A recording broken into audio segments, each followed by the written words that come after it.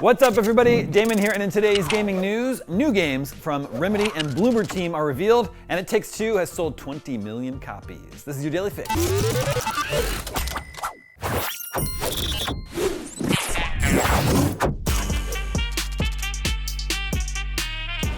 Alan Wake and Control developer Remedy's new multiplayer game, set in the Control universe, has been fully revealed for the first time with the name FBC Firebreak. Billed as a 3-player cooperative experience, it features a more colorful take on Remedy's connected universe.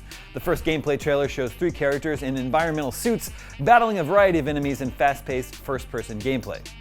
Director Mike Kayada said that FBC Firebreak is not Control DLC, and it's definitely not a Control sequel. Instead, Remedy calls it a game where you can enjoy with your friends and tackle multiple hectic co-op missions.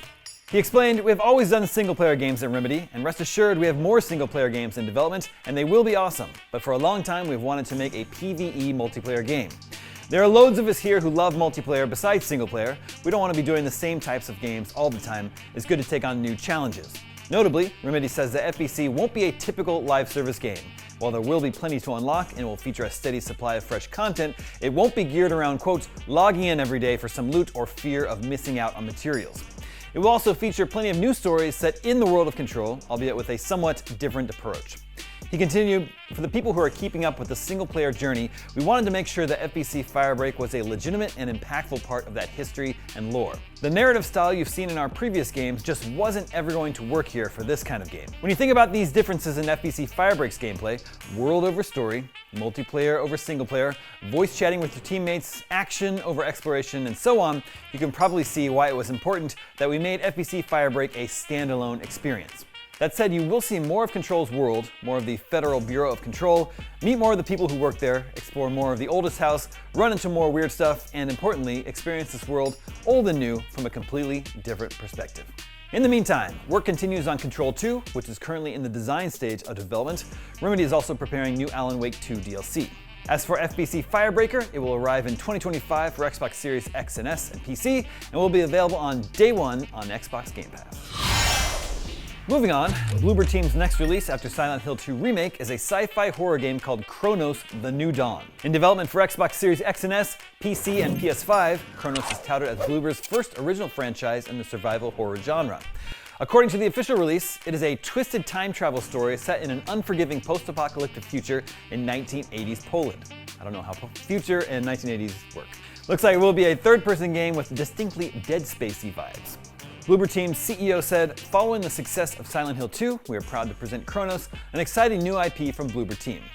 Our commitment to redefining the horror genre continues with this survival horror title, which represents a natural progression of our creative vision and our studio's strategy. By merging the eerie atmosphere of horror with the boundless potential of science fiction, Kronos promises to deliver a fresh survival experience. We can't wait to share it with the world in 2025. Kronos: The New Dawn follows the release of Silent Hill 2 Remake, which debuted in October to strong reviews. We called it a welcome modernization of a survival horror masterpiece." Bloober Team is also known for games including Layers of Fear and The Medium.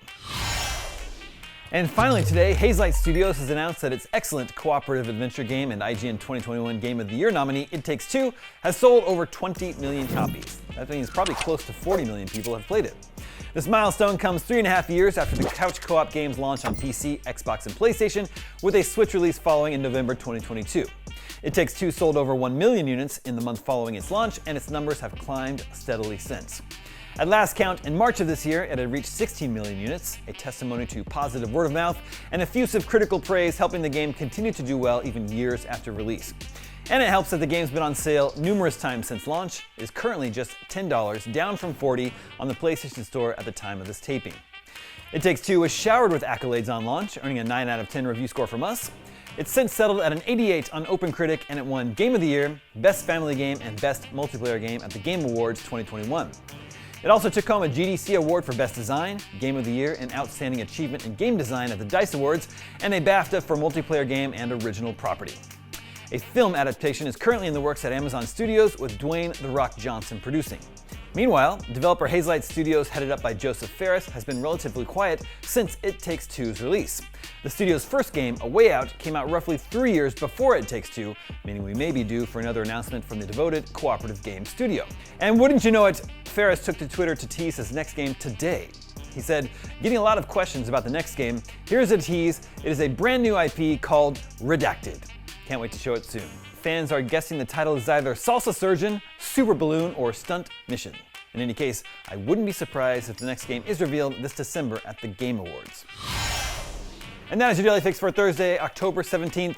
Now that you're caught up on the news, check out the announcement trailer that Animal Well is finally coming to Xbox. I'm Damon Hatfield, and I'm going to watch Friday the 13th, Part 6 tonight. And for all your video game news, stay tuned to IGN.